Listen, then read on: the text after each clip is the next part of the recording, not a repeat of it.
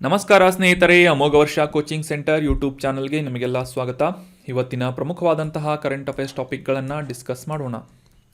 ಅಮೋಘ ವರ್ಷ IAS KS ಅಕಾಡೆಮಿಯಿಂದ ಹೊಸ ಮೊಬೈಲ್ ಅಪ್ಲಿಕೇಶನನ್ನು ಲಾಂಚ್ ಮಾಡಲಾಗಿದ್ದು, ಆನ್ಲೈನ್ ಕೋರ್ಸಸ್ಗಳನ್ನು ಈ ಒಂದು ಪ್ಲ್ಯಾಟ್ಫಾರ್ಮ್ ಮುಖಾಂತರ ನೀವು ಜಾಯಿನ್ ಆಗಬಹುದಾಗಿದೆ. ಅದೇ ರೀತಿಯಾಗಿ ರೆಗ್ಯುಲರ್ ಆಗಿ ಕಂಡಕ್ಟ್ ಮಾಡ್ತಾ ಇರುವಂತಹ ಈ ಟೆಸ್ಟ್ಗಳನ್ನು ಕೂಡ ಜಾಯಿನ್ ಆಗುವುದಕ್ಕೆ ಅಮೋಘ ವರ್ಷ IAS KS ಅಕಾಡೆಮಿಯ ಈ ಮೊಬೈಲ್ ಅಪ್ಲಿಕೇಶನನ್ನು ಗೂಗಲ್ ಪ್ಲೇಸ್ಟೋರ್ ಮುಖಾಂತರ ನೀವು ಡೌನ್ಲೋಡ್ ಮಾಡಿಕೊಂಡು ಈ ಕೋರ್ಸಸ್ಗಳು ಮತ್ತು ಟೆಸ್ಟ್ಗಳನ್ನು ಜಾಯಿನ್ ಆಗಬಹುದಾಗಿದೆ. ಇನ್ನು ಇವತ್ತಿನ ಡಿಸ್ಕಷನನ್ನು ಪ್ರಾರಂಭ ಮಾಡೋಣ. ಲಾಸ್ಟ್ ಸೆಷನ್ನಲ್ಲಿ ಕೇಳಲಾದಂತಹ ಪ್ರಶ್ನೆಯ ಸರಿಯಾದ ಉತ್ತರ ಏನು ಅಂತ ಮೊದಲು ತಿಳಿದುಕೊಳ್ಳೋದಾದರೆ, ಸಮುದ್ರದ ಹುಲ್ಲು ಅಥವಾ ಸೀ ಗ್ರಾಸ್ ಅಂತ ಕರೆಸಿಕೊಳ್ಳುವಂತಹ ಈ ಒಂದು ಸಸ್ಯದ ಬಗ್ಗೆ ಲಾಸ್ಟ್ ಸೆಷನ್ನಲ್ಲಿ ಪ್ರಶ್ನೆಯನ್ನು ಕೇಳಲಾಗಿತ್ತು. ಈ ಕೆಳಗಿನ ಹೇಳಿಕೆಗಳಲ್ಲಿ ಯಾವುದು ತಪ್ಪಾದಂತಹ ಸ್ಟೇಟ್ಮೆಂಟ್ ಆಗಿದೆ ಅಂತ ಗುರುತಿಸಬೇಕಾಗಿತ್ತು. ಸರಿಯಾದ ಉತ್ತರ ಏನು ಅಂತಂದರೆ ಆಪ್ಷನ್ 1, ಈ ಸೀ ಗ್ರಾಸ್ ಅಥವಾ ಸಮುದ್ರದ ಹುಲ್ಲನ್ನು ಪ್ರಪಂಚದಾದ್ಯಂತ ಕಾಣಬಹುದು ಅಂತ ಅನ್ನೋದು ತಪ್ಪಾದಂತಹ ಸ್ಟೇಟ್ಮೆಂಟ್ ಆಗಿದೆ. ಯಾಕಂತಂದರೆ ಈ ಜಗತ್ತಿನ ಅಂಟಾರ್ಟಿಕಾ ಖಂಡವನ್ನು, ಅತ್ಯಂತ ಕಡಿಮೆ ತಾಪಮಾನವನ್ನು ಹೊಂದಿದಂತಹ ಖಂಡವಾದಂತಹ ಅಂಟಾರ್ಟಿಕಾ ಖಂಡವನ್ನು ಹೊರತುಪಡಿಸಿ ಉಳಿದ ಎಲ್ಲ ಖಂಡಗಳಲ್ಲೂ ಕೂಡ ಈ ಸೀ ಗ್ರಾಸ್ ಅಥವಾ ಸಮುದ್ರದ ಹುಲ್ಲನ್ನು ನಾವು ಗುರುತಿಸಬಹುದಾಗಿದೆ. ಅದೇ ರೀತಿಯಾಗಿ ಉಳಿದಂತಹ ಈ ಸ್ಟೇಟ್ಮೆಂಟ್ಗಳಾದಂತಹ ಈ ಸೀ ಗ್ರಾಸ್ ವಿವಿಧ ಪೌಷ್ಟಿಕಾಂಶಗಳು ಮತ್ತು ಔಷಧೀಯ ಗುಣಗಳನ್ನು ಹೊಂದಿದೆ ಅನ್ನೋದು ಸರಿಯಾದಂತಹ ಸ್ಟೇಟ್ಮೆಂಟ್ ಆಗಿದೆ. ಮತ್ತು ಈ ಮೂರನೇ ಸ್ಟೇಟ್ಮೆಂಟ್ ಏನಾಗಿತ್ತು ಅಂತಂದರೆ, ಈ ದ್ಯುತಿ ಸಂಶ್ಲೇಷಣೆಯ ಮುಖಾಂತರ ಆಮ್ಲಜನಕವನ್ನು ಉತ್ಪಾದಿಸುತ್ತವೆ ಈ ಸೀ ಗ್ರಾಸ್ಗಳು ಅಂತ, ಇದು ಕೂಡ ಸರಿಯಾದಂತಹ ಸ್ಟೇಟ್ಮೆಂಟ್ ಆಗಿದೆ. ಈ ಎರಡು ಸ್ಟೇಟ್ಮೆಂಟ್ಗಳನ್ನು ಬಿಟ್ಟು ತಪ್ಪಾದಂತಹ ಸ್ಟೇಟ್ಮೆಂಟ್ ಮೊದಲನೇ ಸ್ಟೇಟ್ಮೆಂಟ್ ಆಗಿದ್ದರಿಂದ ಈ ಆಪ್ಷನ್ 1 ಈಸ್ ರೈಟ್ ಆನ್ಸರ್. ಈ ಸಮುದ್ರದ ಹುಲ್ಲು ಸಾಮಾನ್ಯವಾಗಿ ಸಮುದ್ರದ ಆಳದಲ್ಲಿ ಹೂ ಬಿಡುವಂತಹ ಸಸ್ಯಗಳಾಗಿ ಗುರುತಿಸಿಕೊಳ್ಳುವುದು ಅಷ್ಟೇ ಅಲ್ಲದೆ, ಈ ಸಮುದ್ರದ ಕೊಲ್ಲಿಗಳಲ್ಲಿ ಅಥವಾ ಈ ಖಾರಿಗಳಲ್ಲಿ ಕೂಡ ಈ ಸಮುದ್ರದ ಹುಲ್ಲನ್ನು ಅತಿ ಆಳವಿಲ್ಲದಂತಹ ಪ್ರದೇಶದಲ್ಲಿ, ಸಮುದ್ರ ಅತಿ ಆಳವಿಲ್ಲದಂತಹ ಪ್ರದೇಶದಲ್ಲಿ ಮತ್ತು ಸೂರ್ಯನ ಬೆಳಕು ಮತ್ತು ಶಾಖ ಈಸಿಯಾಗಿ ರೀಚ್ ಆಗುವಂತಹ ಪ್ರದೇಶದಲ್ಲಿ ಈ ಸಮುದ್ರದ ಹುಲ್ಲನ್ನು ನಾವು ಗುರುತಿಸಬಹುದಾಗಿದೆ. ಈ ಒಂದು ಇಮೇಜ್ನಲ್ಲಿ ಕಾಣ್ತಾ ಇರುವಂತಹ ಪ್ರಾಣಿ ಯಾವುದು ಅಂತಂದರೆ ಡುಗಾಂಗ್ ಅನ್ನುವ ಪ್ರಾಣಿಯಾಗಿದೆ. ನೆನಪಿಟ್ಕೊಳ್ಳಿ, ಇದರ ಮೇಲೆ UPSCಯಲ್ಲಿ ಪ್ರಿಲಿಮ್ಸ್ನಲ್ಲಿ ಕ್ವಶನನ್ನು ಕೇಳಲಾಗಿತ್ತು. ಇನ್ನು ಈ ಸೀ ಗ್ರಾಸ್ ಬಗ್ಗೆ ಇನ್ನಷ್ಟು ಹೆಚ್ಚಿನ ಮಾಹಿತಿಗಳನ್ನು ತಿಳ್ಕೊಳ್ಳೋದಾದರೆ, ಈ ಸೀ ಗ್ರಾಸ್ ಅಥವಾ ಹುಲ್ಲುಗಳಂತ ಕರೆಸಿಕೊಂಡ್ರೂ ಸಹ ಇದು ಒಂದು ಸಸ್ಯವಾಗಿ ಬೇರುಗಳನ್ನು, ಕಾಂಡಗಳನ್ನು, ಎಲೆಗಳನ್ನು ಹೊಂದಿರುವಂತಹ ಸಸ್ಯವಾಗಿ ಗುರುತಿಸಿಕೊಳ್ಳುತ್ತೆ. ಹೂಗಳನ್ನು ಬಿಡುವುದಷ್ಟೇ ಅಲ್ಲದೆ ಬೀಜಗಳನ್ನು ಕೂಡ ಉತ್ಪಾದಿಸುವಂತಹ ಸಸ್ಯವಾಗಿ ಈ ಸಮುದ್ರದ ಹುಲ್ಲು ಗುರುತಿಸಿಕೊಳ್ಳುತ್ತದೆ. ಸಮುದ್ರದ ಆಳದಲ್ಲಿ ಸೂರ್ಯನ ಶಾಖದಿಂದ ದ್ಯುತಿ ಸಂಶ್ಲೇಷಣೆಯನ್ನು ಮಾಡುವುದರ ಮೂಲಕ ತನ್ನ ಆಹಾರವನ್ನು ಉತ್ಪಾದನೆ ಮಾಡಿಕೊಳ್ಳುವುದಷ್ಟೇ ಅಲ್ಲದೆ ಆಮ್ಲಜನಕವನ್ನು ಕೂಡ ಈ ದ್ಯುತಿ ಸಂಶ್ಲೇಷಣೆಯ ಕಾರಣಕ್ಕಾಗಿ ಬಿಡುಗಡೆ ಮಾಡುತ್ತದೆ.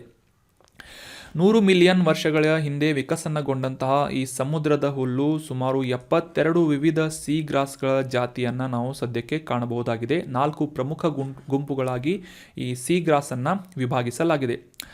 ಜಗತ್ತಿನಾದ್ಯಂತ ಅತಿ ಕಡಿಮೆ ಉಷ್ಣಾಂಶವನ್ನು ಹೊಂದಿದಂತಹ ಅಂಟಾರ್ಟಿಕಾ ಖಂಡವನ್ನು ಹೊರತುಪಡಿಸಿ ಉಳಿದ ಎಲ್ಲ ಖಂಡಗಳಲ್ಲೂ ಕೂಡ ಈ ಸೀ ಗ್ರಾಸನ್ನು ನಾವು ಕಾಣಬಹುದಾಗಿದ್ದು, ಅತಿ ಹೆಚ್ಚಾಗಿ ಈ ಇಂಡೋ ಪೆಸಿಫಿಕ್ ಉಷ್ಣವಲಯದ ನೀರಿನಲ್ಲಿ ಅಥವಾ ಈ ಹಿಂದೂ ಮಹಾಸಾಗರ ಮತ್ತು ಪೆಸಿಫಿಕ್ ಮಹಾಸಾಗರದ ಈ ಉಷ್ಣವಲಯದ ನೀರಿನಲ್ಲಿ ಅತಿ ಹೆಚ್ಚು ವೈವಿಧ್ಯಮಯವಾದಂತಹ ಸೀ ಗ್ರಾಸ್ಗಳನ್ನು ನಾವು ಕಾಣಬಹುದಾಗಿದೆ. ಮತ್ತು ಇವುಗಳ ಡಿಸ್ಟ್ರಿಬ್ಯೂಷನನ್ನು ನೋಡೋದಾದರೆ ಭಾರತದ ಎಲ್ಲ ಕರಾವಳಿಯಲ್ಲೂ ಕೂಡ ಈ ಸೀ ಗ್ರಾಸನ್ನು ನಾವು ಕಾಣಬಹುದಾಗಿದ್ದು, ಪಾಕ್ ಜಲಸಂಧಿ ಆಗಿರ್ಬೋದು, ತಮಿಳುನಾಡಿನ ಮನ್ನಾರ್ ಕೊಲ್ಲಿ ಆಗಿರ್ಬೋದು, ಈ ಪ್ರದೇಶಗಳಲ್ಲಿ ಅತಿ ಹೇರಳವಾಗಿ ಈ ಸೀ ಗ್ರಾಸ್ಗಳನ್ನು ಬೆಳೆಯುವುದನ್ನು ನಾವು ಕಾಣಬಹುದಾಗಿದೆ. ಇವುಗಳು ಕಾಂಟ್ರಿಬ್ಯೂಟ್ ಮಾಡುವಂತಹ ಒಂದು ವಿಶೇಷವಾದಂತಹ ಒಂದು ಗುಣಗಳನ್ನು ಹೊಂದಿದ ಕಾರಣಕ್ಕಾಗಿ ಇವುಗಳನ್ನು ಪರಿಸರದ ಇಂಜಿನಿಯರ್ಗಳು ಅಥವಾ ಎಕೋಸಿಸ್ಟಮ್ ಇಂಜಿನಿಯರ್ಗಳು ಅಂತ ಕರೆಯಲಾಗುತ್ತೆ. ಇವುಗಳ ಒಂದು ಅನುಕೂಲ ಯಾವ ರೀತಿಯಾಗುತ್ತೆ ಅಂತ ಸಮುದ್ರದ ಪರಿಸರದಲ್ಲಿ ಅಂತ ತಿಳ್ಕೊಳ್ಳೋದಾದರೆ, ಮುಖ್ಯವಾಗಿ ಈ ಸಮುದ್ರದ ಆಳದಲ್ಲಿ ಕೆಸರು ಮತ್ತು ಇತರ ಪಲ್ಯೂಟೆಂಟ್ಗಳನ್ನು ಅಥವಾ ಈ ಕಣಗಳನ್ನು ಸೆರೆ ಹಿಡಿಯುವುದಷ್ಟೇ ಅಲ್ಲದೆ ಹಿಡಿದಿಟ್ಟುಕೊಳ್ಳುವುದರಿಂದ ನೀರಿನ ಸ್ಪಷ್ಟತೆಯನ್ನು ಕಾಪಾಡುವಂತಹ ಒಂದು ಸೇವೆಯನ್ನು ಈ ಸೀ ಗ್ರಾಸ್ಗಳು ಮಾಡುತ್ತವೆ. ಅಷ್ಟೇ ಅಲ್ಲದೆ ಈ ಕಾರ್ಖಾನೆಗಳಿಂದ, ಕೈಗಾರಿಕೆಗಳಿಂದ ಬಿಡುಗಡೆ ಮಾಡಲಾದಂತಹ ರಾಸಾಯನಿಕಗಳನ್ನು ಫಿಲ್ಟರ್ ಮಾಡುವುದರ ಮೂಲಕ ಈ ಅಳಿವಿನಂಚಿನಲ್ಲಿರುವಂತಹ ಅಥವಾ ಸೂಕ್ಷ್ಮವಾದಂತಹ ಹವಳದ ಬಂಡೆಗಳು ಅಥವಾ ಕೋರಾಲ್ಗಳನ್ನು ಕೂಡ ರಕ್ಷಣೆ ಮಾಡುವಂತಹ ನಿಟ್ಟಿನಲ್ಲಿ ಈ ಸಮುದ್ರದ ಹುಲ್ಲು ಕಾರಣವಾಗುತ್ತದೆ. ಅಷ್ಟೇ ಅಲ್ಲದೆ ಸಾಕಷ್ಟು ಪೌಷ್ಟಿಕಾಂಶಗಳನ್ನು ಹೊಂದಿರುವಂತಹ ಈ ಸಮುದ್ರದ ಹುಲ್ಲು ಸೀ ಗ್ರಾಸ್ ಏನಿದೆ, ಇದನ್ನು ಔಷಧಿಯ ಒಂದು ಟ್ರೀಟ್ಮೆಂಟ್ ಆಗಿ ಅಥವಾ ಯಾವುದೇ ಒಂದು ಕೆಲವೊಂದಿಷ್ಟು ವಿಶೇಷ ಡಿಸೀಸ್ಗಳು ಅಥವಾ ರೋಗಗಳಿಗೆ ಟ್ರೀಟ್ಮೆಂಟನ್ನು ನೀಡಲು ಕೂಡ ಈ ಸಮುದ್ರದ ಹುಲ್ಲನ್ನು ಬಳಸಿಕೊಳ್ಳಲಾಗುತ್ತೆ. ಇತ್ತೀಚೆಗೆ ರಾಮೇಶ್ವರಂನ ಪ್ರದೇಶದಲ್ಲಿ ಕಂಡುಬರುವಂತಹ ಈ ಸೀ ಗ್ರಾಸ್ಗಳನ್ನು ಅಧ್ಯಯನ ಮಾಡಿದಂತಹ ವಿಜ್ಞಾನಿಗಳಿಂದ ಈ ಒಂದು ಕೆಮೊಥೆರಪಿ ಅಥವಾ ಈ ಕ್ಯಾನ್ಸರ್ ಟ್ರೀಟ್ಮೆಂಟ್ ನೀಡಲು ಈ ಸಮುದ್ರದ ಹುಲ್ಲುಗಳನ್ನು ಬಳಸಬಹುದಾಗಿದೆ ಅಂತ ವಿಶೇಷ ಜಾತಿಯ ಈ ಸೀ ಗ್ರಾಸ್ ಬಗ್ಗೆ ರೀಸೆಂಟಾಗಿ ನ್ಯೂಸ್ನಲ್ಲಿ ಪಬ್ಲಿಷ್ ಆಗಿತ್ತು. ಸೊ ಹೀಗಾಗಿ ಈ ಒಂದು ಮಾಹಿತಿಗಳನ್ನು ನಾವು ಡೀಟೇಲ್ ಆಗಿ ಡಿಸ್ಕಸ್ ಮಾಡಿದ್ವಿ. ಸೊ ಅಷ್ಟೇ ಅಲ್ಲದೆ ವಿಶ್ವದ ಅತ್ಯಂತ ಉತ್ಪಾದಕ ಪರಿಸರ ವ್ಯವಸ್ಥೆಗಳಲ್ಲಿ ಅಥವಾ ಅತ್ಯಂತ ಹೆಚ್ಚಿನ ಒಂದು ಪ್ರೊಡಕ್ಟಿವ್ ಆದಂತಹ ಎಕೋಸಿಸ್ಟಮ್ ವ್ಯವಸ್ಥೆಯಲ್ಲಿ ಹೈಲೈಟ್ ಆಗುವಂತಹ ಒಂದು ಪ್ರಭೇದ ಯಾವುದು ಅಂತಂದರೆ, ಸಸ್ಯ ಯಾವುದು ಅಂತಂದರೆ ಸಮುದ್ರದ ಹುಲ್ಲು ಆಗಿದೆ. ಆನ್ಸರ್ ಮಾಡಿದಂತಹ ಎಲ್ಲ ಸ್ಟೂಡೆಂಟ್ಸ್ಗಳಿಗೆ, ಅಟ್ಲೀಸ್ಟ್ ಟ್ರೈ ಮಾಡಿದಂತಹ ಎಲ್ಲ ಸ್ಟೂಡೆಂಟ್ಸ್ಗಳಿಗೂ ಕಾಂಗ್ರ್ಯಾಚುಲೇಷನ್ಸ್. ಇದೇ ರೀತಿಯಾಗಿ ಡಿಸ್ಕಷನ್ನಲ್ಲಿ ಭಾಗವಹಿಸ್ತಾ ಇರಿ, ನಿಮ್ಮ ಆನ್ಸರ್ಗಳನ್ನು ಕಮೆಂಟ್ ಬಾಕ್ಸ್ನಲ್ಲಿ ಕಮೆಂಟ್ ಮಾಡ್ತಾ ಇರಿ ಅಂತ ಹೇಳ್ತಾ ಇವತ್ತಿನ ಪ್ರಶ್ನೆ ಏನು ಅಂತ ನೋಡೋಣ. ಇವತ್ತಿನ ಪ್ರಶ್ನೆ ಇತಿಹಾಸಕ್ಕೆ ಸಂಬಂಧಪಟ್ಟಂತಹ ಪ್ರಶ್ನೆಯಾಗಿದೆ. ಈ ಸ್ವತಂತ್ರ ಹೋರಾಟದ ಚಳುವಳಿಯಲ್ಲಿ ಬ್ರಿಟಿಷರ ವಿರುದ್ಧ ಈ ಕ್ರಾಂತಿಕಾರಿ ಗುಂಪುಗಳನ್ನು ಸ್ಥಾಪನೆ ಮಾಡಲಾಗಿತ್ತು. ಸೊ ಅದೇ ರೀತಿಯಾಗಿ ಕ್ರಾಂತಿಕಾರಿಗಳಿಗೆ ನೆಲೆಯನ್ನು ನೀಡಿದಂತಹ ಈ ಅಭಿನವ್ ಭಾರತ್ ಸಮಾಜವನ್ನು ಯಾರು ಸ್ಥಾಪಿಸಿದ್ದರು ಅಂತ ಪ್ರಶ್ನೆ ಇದೆ. ಆಪ್ಷನ್ಗಳಲ್ಲಿ CR Das, option 2 WC Banerjee, option 3 VD Savarkar ಅಥವಾ ಆಪ್ಷನ್ 4 ರಾಣಾ ಸಚದೇವ್ ಅಂತ ಇದೆ. ಅಭಿನವ್ ಭಾರತ್ ಸೊಸೈಟಿಯನ್ನು ಸ್ಥಾಪನೆ ಮಾಡಿದಂತಹ ವ್ಯಕ್ತಿ ಯಾರು ಅಂತ ಕಮೆಂಟ್ ಬಾಕ್ಸ್ನಲ್ಲಿ ಕಮೆಂಟ್ ಮಾಡಿ. ಮುಂದಿನ ಸೆಷನ್ನಲ್ಲಿ ಇದರ ಸರಿಯಾದ ಉತ್ತರವನ್ನು ತಿಳಿದುಕೊಳ್ಳೋಣ. ಇನ್ನು ಇವತ್ತಿನ ಮೊದಲನೇ ಆರ್ಟಿಕಲ್ಗೆ ಸಂಬಂಧಪಟ್ಟಂತಹ ಪ್ರಶ್ನೆ ಏನು ಅಂತ ನೋಡೋದಾದರೆ, ಒಂದು ಜಿಲ್ಲೆ ಒಂದು ಉತ್ಪನ್ನ ಅಥವಾ ಒನ್ ಡಿಸ್ಟ್ರಿಕ್ಟ್ ಒನ್ ಪ್ರಾಡಕ್ಟ್ ಅನ್ನುವ ಈ ಒಂದು ಇನಿಷಿಯೇಟಿವನ್ನು ಯಾವ ವರ್ಷದಲ್ಲಿ ಪ್ರಾರಂಭ ಮಾಡಲಾಯಿತು ಅಂತ ಪ್ರಶ್ನೆ ಇದೆ. ಆಪ್ಷನ್ಗಳಲ್ಲಿ 2014ನೇ ಇಸ್ವಿ, ಆಪ್ಷನ್ 2 2016, ಆಪ್ಷನ್ 3 2018, ಆಪ್ಷನ್ 4 2021 ಅಂತ ಇದೆ. ಸೊ ಸರಿಯಾದ ಉತ್ತರ ಏನು ಅಂತಂದರೆ ಆಪ್ಷನ್ 3 2018ನೇ ಇಸ್ವಿಯಲ್ಲಿ ಕೇಂದ್ರ ಸರ್ಕಾರದಿಂದ ಈ ಒಂದು ಜಿಲ್ಲೆ ಒಂದು ಉತ್ಪನ್ನ, ಒನ್ ಡಿಸ್ಟ್ರಿಕ್ಟ್ ಒನ್ ಪ್ರಾಡಕ್ಟ್ ಅನ್ನುವ ಇನಿಷಿಯೇಟಿವನ್ನು ಜಾರಿಗೊಳಿಸಲಾಗಿತ್ತು. ಸೊ ಇತ್ತೀಚೆಗೆ ಈ ಒನ್ ಡಿಸ್ಟ್ರಿಕ್ಟ್ ಒನ್ ಪ್ರಾಡಕ್ಟ್ ಅನ್ನುವ ಈ ಒಂದು ಇನಿಷಿಯೇಟಿವ್ ಯಾಕೆ ನ್ಯೂಸ್ನಲ್ಲಿತ್ತು ಅಂತ ಕಾಂಟೆಕ್ಸ್ಟನ್ನು ಅರ್ಥ ಮಾಡ್ಕೊಳ್ಳೋದಾದರೆ, ಗ್ರಾಮೀಣ ಪ್ರದೇಶದಲ್ಲಿ ಈ ಜೀವನೋಪಾಯವನ್ನು ಹುಟ್ಟುಹಾಕುವಂತಹ ನಿಟ್ಟಿನಲ್ಲಿ ಕಾರ್ಯವನ್ನು ನಿರ್ವಹಿಸ್ತಾ ಇರುವಂತಹ Deen Dayal Antyodaya national rural livelihood mission, ಕನ್ನಡದಲ್ಲಿ ಈ ದೀನ್ ದಯಾಳ್ ಅಂತ್ಯೋದಯ್ ಯೋಜನೆ, ರಾಷ್ಟ್ರೀಯ ಗ್ರಾಮೀಣ ಜೀವನೋಪಾಯ ಮಿಷನ್ ಅಂತ ಈ DNRLM ಅನ್ನುವ ಯೋಜನೆಯನ್ನು ಕರೆಯಲಾಗುತ್ತೆ. ಸೊ ಈ ಒಂದು ಯೋಜನೆಯೊಂದಿಗೆ ಒಂದು ಜಿಲ್ಲೆ ಒಂದು ಉತ್ಪನ್ನ ಅನ್ನುವ ಇನಿಷಿಯೇಟಿವನ್ನು ಸಂಯೋಜನೆ ಮಾಡುವಂತಹ ನಿಟ್ಟಿನಲ್ಲಿ ಪ್ರಯತ್ನಗಳು ನಡೀತಾ ಇರೋದರಿಂದ ಭಾರತದ ವೈವಿಧ್ಯಮಯವಾದಂತಹ ಮತ್ತು ಅಸಾಧಾರಣವಾದಂತಹ ಕರಕುಶಲ ಪರಂಪರೆಯನ್ನು ಉಳಿಸುವಲ್ಲಿ ಮತ್ತು ಈ ಜೀವನೋಪಾಯವನ್ನು ಒದಗಿಸುವಲ್ಲಿ ಈ ಎರಡೂ ಕಾರ್ಯಕ್ರಮಗಳು ಕೂಡ ಸಹಾಯವನ್ನು ಮಾಡಲಿವೆ ಅಂತ ಇತ್ತೀಚೆಗೆ ನ್ಯೂಸ್ನಲ್ಲಿ ಪಬ್ಲಿಷ್ ಆಗಿತ್ತು. ಸೊ ಹೀಗಾಗಿ ಈ ಒಂದು ಜಿಲ್ಲೆ ಒಂದು ಉತ್ಪನ್ನ ಅನ್ನುವ ಇನಿಷಿಯೇಟಿವ್ ನ್ಯೂಸ್ನಲ್ಲಿರುವುದರಿಂದ ಇದಕ್ಕೆ ಸಂಬಂಧಪಟ್ಟಂತಹ ಕೆಲವೊಂದಿಷ್ಟು ವಿಶೇಷ ಮಾಹಿತಿಗಳನ್ನು ಈ ಆರ್ಟಿಕಲ್ನಲ್ಲಿ ಡಿಸ್ಕಸ್ ಮಾಡೋಣ. Examination point of view very important. ನಿಮ್ಮ ಎಸ್ಸೆಗಳಲ್ಲೂ ಕೂಡ ಈ ಕೈಗಾರಿಕೆಗಳು ಮತ್ತು ಕರಕುಶಲ ವಸ್ತುಗಳನ್ನು ಹೆಚ್ಚಿಸುವಂತಹ ನಿಟ್ಟಿನಲ್ಲಿ, ಹೆಚ್ಚಿನ ಒಂದು ಪ್ರೋತ್ಸಾಹವನ್ನು ನೀಡುವಂತಹ ನಿಟ್ಟಿನಲ್ಲಿ ಕೇಂದ್ರ ಸರ್ಕಾರದಿಂದ ಯಾವ ರೀತಿಯಾದಂತಹ ಉಪಕ್ರಮಗಳನ್ನು ಅಥವಾ ಇನಿಷಿಯೇಟಿವ್ಗಳನ್ನು ಲಾಂಚ್ ಮಾಡಲಾಗಿದೆ ಅಂತ ಏನಾದರೂ ಬರೀಬೇಕು ಅಂತ ಅನಿಸಿದರೆ ಈ ಒನ್ ಡಿಸ್ಟ್ರಿಕ್ಟ್ ಒನ್ ಪ್ರಾಡಕ್ಟ್ ಅನ್ನುವ ಒಂದು ಇನಿಷಿಯೇಟಿವನ್ನು ಕಂಪಲ್ಸರಿಯಾಗಿ ಮೆನ್ಷನ್ ಮಾಡಿ. ಈಗ ಅದರ ಬಗ್ಗೆ ಡೀಟೇಲ್ ಆಗಿ ಡಿಸ್ಕಸ್ ಮಾಡೋಣ. 2018 ಜನವರಿ 24ನೇ ಇಸವಿಯಲ್ಲಿ ಒಂದು ಜಿಲ್ಲೆ ಒಂದು ಉತ್ಪನ್ನ ಅನ್ನುವ ಇನಿಷಿಯೇಟಿವನ್ನು ಉತ್ತರ ಪ್ರದೇಶ ರಾಜ್ಯದಲ್ಲಿ ಮೊದಲ ಬಾರಿಗೆ ಪ್ರಾರಂಭ ಮಾಡಲಾಯಿತು. ಕೇಂದ್ರ ಸರ್ಕಾರದ ಈ ವಾಣಿಜ್ಯ ಮತ್ತು ಕೈಗಾರಿಕಾ ಸಚಿವಾಲಯ,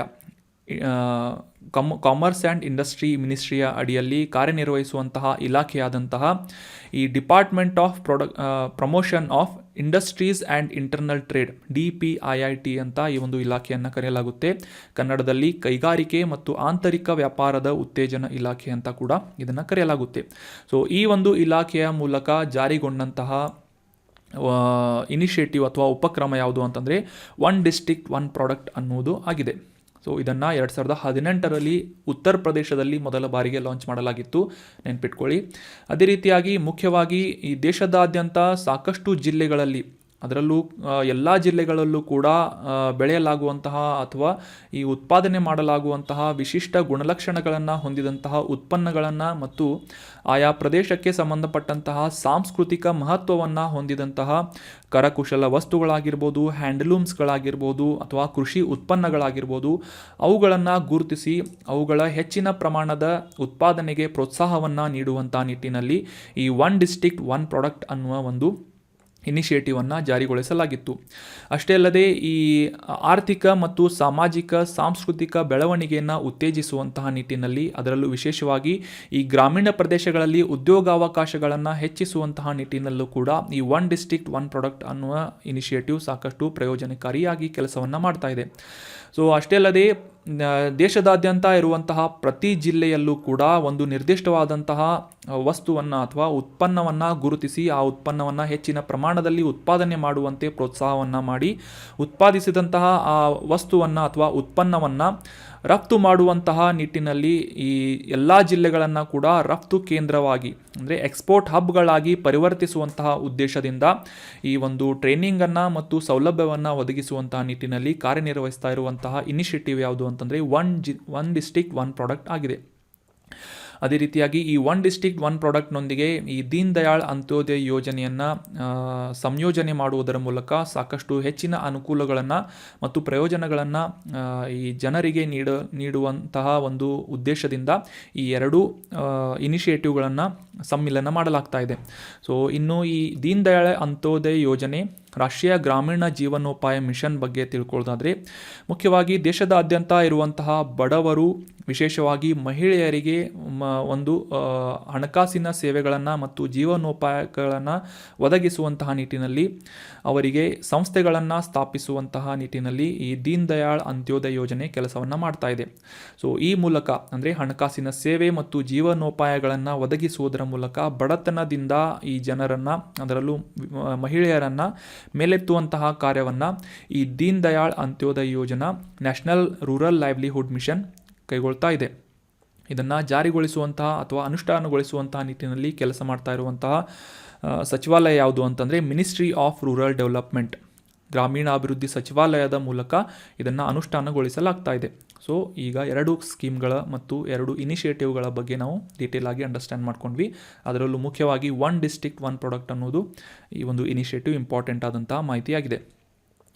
ಇನ್ನು ಕರ್ನಾಟಕದ ಜಿಲ್ಲೆಗಳಲ್ಲಿ ಗುರುತಿಸಲಾದಂತಹ ಒನ್ ಡಿಸ್ಟ್ರಿಕ್ಟ್ ಒನ್ ಪ್ರಾಡಕ್ಟ್ ಅನ್ನುವ ಈ ಒಂದು ಇನಿಷಿಯೇಟಿವ್ನ ಅಡಿಯಲ್ಲಿ ಗುರುತಿಸಲಾದಂತಹ ಕೃಷಿ ಉತ್ಪನ್ನಗಳು ಯಾವುವು ಅಂತ ನೋಡೋದಾದರೆ, ಬಾಗಲಕೋಟೆ ಜಿಲ್ಲೆಯಲ್ಲಿ ಮುಖ್ಯವಾಗಿ ಈರುಳ್ಳಿಯನ್ನು ಹೆಚ್ಚಿನ ಪ್ರೋತ್ಸಾಹವನ್ನು ನೀಡಿ ಉತ್ಪಾದನೆ ಮಾಡುವುದಕ್ಕೆ ಉತ್ತೇಜನವನ್ನು ನೀಡಲಾಗ್ತಾ ಇದೆ. ಬಳ್ಳಾರಿಯಲ್ಲಿ ಅಂಜೂರವನ್ನು, ಬೆಳಗಾವಿಯಲ್ಲಿ ಶುಗರ್ ಕೇನ್ ಅಥವಾ ಕಬ್ಬನ್ನು ಹೆಚ್ಚಾಗಿ ಬೆಳೆಯುವುದು ಮತ್ತು ಈ ಗ್ರಾಮಾಂತರ ಬೆಂಗಳೂರಿನಲ್ಲಿ ಪೌಲ್ಟ್ರಿ ಅಥವಾ ಈ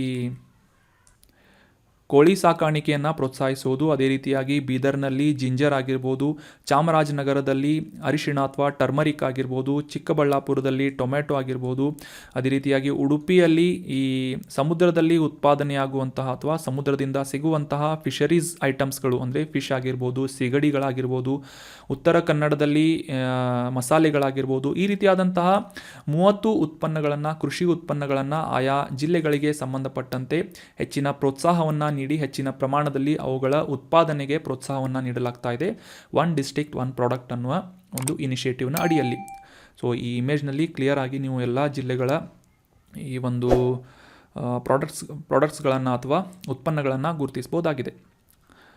ಇದರಲ್ಲಿ ಒಂದು ಜಿಲ್ಲೆಯ ಯಾವುದೋ ಒಂದು ಜಿಲ್ಲೆಯ ಪ್ರಾಡಕ್ಟನ್ನು ಮೆನ್ಷನ್ ಮಾಡಲಾಗಿಲ್ಲ, ಅದು ಯಾವುದು ಅಂತ ತಿಳ್ಕೊಂಡು ಕಮೆಂಟ್ ಬಾಕ್ಸ್ನಲ್ಲಿ ಕಮೆಂಟ್ ಮಾಡಿ.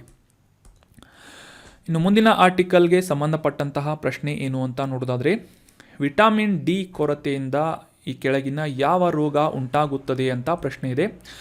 ಆಪ್ಷನ್ಗಳಲ್ಲಿ ರಾತ್ರಿ ಕುರುಡುತನ, ಆಪ್ಷನ್ 2 ರಿಕೆಟ್ಸ್, ಆಪ್ಷನ್ 3 ಬೇರಿ ಅಥವಾ ಆಪ್ಷನ್ 4 ಪೆಲಾಗ್ರಾ ಅಂತ ಇದೆ. ಸರಿಯಾದ ಉತ್ತರ ಏನು ಅಂತಂದರೆ ವಿಟಮಿನ್ ಡಿ ಕೊರತೆಯಿಂದ ಚಿಕ್ಕ ಮಕ್ಕಳಲ್ಲಿ ಈ ರಿಕೆಟ್ಸ್ ಅನ್ನುವ ಹೆಸರಿನ ರೋಗ ಕಂಡುಬರುತ್ತದೆ. So option 2 rickets is right answer. ಇತ್ತೀಚೆಗೆ ಈ ವಿಟಮಿನ್ ಡಿ ನ್ಯೂಸ್ನಲ್ಲಿತ್ತು. ಯಾಕೆ ಅಂತ ಕಾಂಟೆಕ್ಸ್ಟನ್ನು ಅರ್ಥ ಮಾಡ್ಕೊಳ್ಳೋದಾದರೆ, ಇತ್ತೀಚೆಗೆ ವಿಜ್ಞಾನಿಗಳಿಂದ ತಿಳಿಸಲಾದಂಥ ಒಂದು ಮಾಹಿತಿಯ ಪ್ರಕಾರ ಪೂರಕವಾದಂತಹ ಅಥವಾ ಒಂದು ವಿಟಮಿನ್ ಡಿಯ ಸೇವನೆಯಿಂದ ಅಥವಾ ವಿಟಮಿನ್ ಡಿಯ ಪೂರೈಕೆಯೊಂದಿಗೆ ಈ ಜನಸಂಖ್ಯೆಯಲ್ಲಿ ಕ್ಯಾನ್ಸರ್ನ ಪ್ರಮಾಣ 15ರಷ್ಟು ಕುಂಠಿತವಾಗಬಹುದು ಅಂತ ವಿಜ್ಞಾನಿಗಳಿಂದ ಒಂದು ಮಾಹಿತಿಯನ್ನು ಪಬ್ಲಿಷ್ ಮಾಡಲಾಗಿತ್ತು. ಸೊ ಹೀಗಾಗಿ ಈ ವಿಟಮಿನ್ ಡಿ ಕುರಿತಾದಂತಹ ಕೆಲವೊಂದಿಷ್ಟು ಮಾಹಿತಿಗಳನ್ನು ಈ ಒಂದು ಆರ್ಟಿಕಲ್ನಲ್ಲಿ ಡಿಸ್ಕಸ್ ಮಾಡೋಣ. ಆಲ್ರೆಡಿ ನೀವು ಸೈನ್ಸ್ಗೆ ಸಂಬಂಧಪಟ್ಟಂತಹ ಸಾಕಷ್ಟು ಆರ್ಟಿಕಲ್ಸ್ಗಳಲ್ಲಿ ಮತ್ತು ನಿಮ್ಮ ಸ್ಕೂಲ್ ಬುಕ್ಸ್ಗಳಲ್ಲೂ ಕೂಡ ಈ ವಿಟಮಿನ್ ಡಿ ಬಗ್ಗೆ ಓದಿರ್ತೀರಿ. ಆದರೂ ಕೂಡ ಈ ಮಾಹಿತಿಗಳನ್ನು ಮತ್ತೊಮ್ಮೆ ರಿವೈಸ್ ಮಾಡ್ಕೋಣ. ವಿಟಮಿನ್ ಡಿ ಇದು ಕೊಬ್ಬಿನಲ್ಲಿ ಕರಗುವಂತಹ ವಿಟಮಿನ್ ಆಗಿದೆ. ಇದು ಕೂಡ ವೆರಿ ಇಂಪಾರ್ಟೆಂಟ್. ವಿಟಮಿನ್ ಡಿ ಇದು ಕೊಬ್ಬಿನಲ್ಲಿ ಕರಗುವಂತಹ ವಿಟಮಿನ್ ಆಗಿದೆ. ನೀರಿನಲ್ಲಿ ಯಾವುದೇ ರೀತಿಯಾಗಿ ಈ ವಿಟಮಿನ್ ಡಿ ಕರಗುವುದಿಲ್ಲ. ವಿಟಮಿನ್ ಡಿ ಅಂದರೆ ಬಿ ಮತ್ತು ಸಿ ಮಾತ್ರ, ವಿಟಮಿನ್ ಬಿ ಮತ್ತು ಸಿ ಮಾತ್ರ ನೀರಿನಲ್ಲಿ ಕರಗುವಂತಹ ವಿಟಮಿನ್ಗಳಾಗಿವೆ. ಅದೇ ರೀತಿಯಾಗಿ ವಿಟಮಿನ್ ಡಿ ಮತ್ತು ವಿಟಮಿನ್ ಎಗಳು ಕೊಬ್ಬಿನಲ್ಲಿ ಕರಗುವಂತಹ ವಿಟಮಿನ್ಗಳಾಗಿವೆ. ಸೊ ಕ್ಲಿಯರ್ ಆಯಿತು ಅಂತ ಅನ್ಕೋತೀನಿ. ಅದೇ ರೀತಿಯಾಗಿ ಈ ಕ್ಯಾಲ್ಶಿಯಂ ಮತ್ತು ಫಾಸ್ಫೇಟ್ಗಳ ಪ್ರಮಾಣವನ್ನು ನಿಯಂತ್ರಿಸುವಂತಹ ನಿಟ್ಟಿನಲ್ಲಿ ಮೂಳೆಗಳ, ಹಲ್ಲುಗಳ ಮತ್ತು ಸ್ನಾಯುಗಳನ್ನು ಆರೋಗ್ಯವಾಗಿಡಲು ಅವಶ್ಯಕವಾಗಿರುವಂತಹ ಪೋಷಕಾಂಶ ಈ ವಿಟಮಿನ್ ಡಿ ಆಗಿದೆ. ಅಷ್ಟೇ ಅಲ್ಲದೆ ಈ ವಿಟಮಿನ್ ಡಿ ಬಾಡಿಯಲ್ಲಿ ಇನ್ಫ್ಲಮೇಷನ್ ಅಥವಾ ಉರಿಯೂತ ಮತ್ತು ಈ ರೋಗ ನಿರೋಧಕ ಕಾರ್ಯವನ್ನು ನಿಯಂತ್ರಿಸುವಂತಹ ನಿಟ್ಟಿನಲ್ಲೂ ಕೂಡ ಸಾಕಷ್ಟು ಪ್ರಮುಖವಾದಂತಹ ಪಾತ್ರವನ್ನು ನಿರ್ವಹಿಸುತ್ತದೆ. ಬಾಡಿಯಲ್ಲಿ ಇನ್ಫ್ಲಮೇಷನ್ ಅಥವಾ ಉರಿಯೂತ ಮತ್ತು ಈ ಇಮ್ಯುನಿಟಿಗೆ ಸಂಬಂಧಪಟ್ಟಂಥ ವಿಷಯಗಳಲ್ಲಿ ಅವುಗಳನ್ನು ರೆಗ್ಯುಲೇಟ್ ಮಾಡುವಂಥ ನಿಟ್ಟಿನಲ್ಲೂ ಕೂಡ ಈ ವಿಟಮಿನ್ ಡಿ ಕಾರ್ಯವನ್ನು ನಿರ್ವಹಿಸುತ್ತದೆ. ಇನ್ನು ಈ ವಿಟಮಿನ್ ಡಿಯ ಮೂಲ ಸೋರ್ಸಸ್ಗಳು ಯಾವುವು ಅಂತ ನೋಡೋದಾದರೆ, ಸೂರ್ಯನ ಬೆಳಕಿಗೆ ಮೈಯೊಡ್ಡುವುದರಿಂದ ಚರ್ಮದಲ್ಲಿ ಈ ಒಂದು ವಿಟಮಿನ್ ಡಿ ಉತ್ಪಾದನೆಯಾಗುತ್ತದೆ. ಈಗ ಸೂರ್ಯನ ಬೆಳಕಿನಲ್ಲಿ ಉತ್ಪಾದನೆಯಾದಂತಹ ಈ ವಿಟಮಿನ್ ಡಿ ಏನಿರುತ್ತೆ, ಇದು ಕೊಬ್ಬಿನಲ್ಲಿ ಸಂಗ್ರಹವಾಗಿ ಸೂರ್ಯನ ಬೆಳಕು ಇಲ್ಲದೇ ಇರುವಂತಹ ಅಥವಾ ಲಭ್ಯವಿಲ್ಲದಂತಹ ಸಂದರ್ಭದಲ್ಲಿ ಬಾಡಿಗೆ ಈ ವಿಟಮಿನ್ ಡಿಯನ್ನು ಪೂರೈಸುವಂತಹ ನಿಟ್ಟಿನಲ್ಲಿ ಈ ಒಂದು ಪ್ರಕ್ರಿಯೆ ನಡೆಯುತ್ತದೆ. ಸೊ ಸೂರ್ಯನ ಬೆಳಕು is also one of the main sources of vitamin D. ಇನ್ನು ಆಹಾರದ ಮೂಲಗಳನ್ನು ನೋಡೋದಾದರೆ, ಸಾಲ್ಮನ್, ಮ್ಯಾಕೆರೆಲ್ ಮತ್ತು ಟ್ಯೂನಾ. ಸಾಲ್ಮನ್, ಮ್ಯಾಕೆರೆಲ್ ಮತ್ತು ಟ್ಯೂನಾ ಅನ್ನುವ ಈ ಮೀನುಗಳ ಮೂಲಕ ಈ ಒಂದು ವಿಟಮಿನ್ ಡಿಯ ಪೂರೈಕೆಯನ್ನು ಮಾಡಿಕೊಳ್ಳಬಹುದು. ಅದೇ ರೀತಿಯಾಗಿ ಡೈರಿ ಉತ್ಪಾದನೆಗಳು, ಹಾಲು ಅಥವಾ ಇತರ ಚೀಸ್ ಆಗಿರ್ಬೋದು, ಮೊಸರಾಗಿರ್ಬೋದು, ಅವುಗಳಲ್ಲೂ ಕೂಡ ವಿಟಮಿನ್ ಡಿಯನ್ನು ನಾವು ನಮ್ಮ ಬಾಡಿಗೆ ಪೂರೈಸಿಕೊಳ್ಳಬಹುದು. ಅದೇ ರೀತಿಯಾಗಿ ಫೋರ್ಟಿಫೈಡ್ ಧಾನ್ಯಗಳು ಅಥವಾ ಬಲವರ್ಧಿತವಾದಂತಹ ಧಾನ್ಯಗಳು, ಮೊಟ್ಟೆಯ ಹಳದಿ ಯೋಕ್ ಅಂತ ಕರಿತೇವೆ, ಮೊಟ್ಟೆಯ ಹಳದಿಯಲ್ಲೂ ಕೂಡ ವಿಟಮಿನ್ ಡಿ ಇರುತ್ತೆ. ಅದೇ ರೀತಿಯಾಗಿ ಕೆಲವೊಂದಿಷ್ಟು ವಿಶೇಷ ಮಶ್ರೂಮ್ಗಳಲ್ಲಿ, ಅಣಬೆಗಳಲ್ಲೂ ಕೂಡ vitamin D it is a good source of vitamin D. ಮತ್ತು ಕೊಬ್ಬಿನ ಮೀನುಗಳು, ಆಲ್ರೆಡಿ ತಿಳಿಸಿದ ಹಾಗೆ ಸಾಲ್ಮನ್, ಮ್ಯಾಕೆರೆಲ್ ಮತ್ತು ಟೂನಾ ಅನ್ನುವ ಕೊಬ್ಬಿನ ಮೀನುಗಳಲ್ಲಿ ಈ ವಿಟಮಿನ್ ಡಿ ಹೇರಳವಾಗಿ ಇರುತ್ತದೆ. ಸೊ ಈ ರೀತಿಯಾದಂಥ ಆಹಾರಗಳಿಂದ ನಾವು ವಿಟಮಿನ್ ಡಿಯನ್ನು ಪಡೆದುಕೊಳ್ಳಬಹುದಾಗಿದೆ.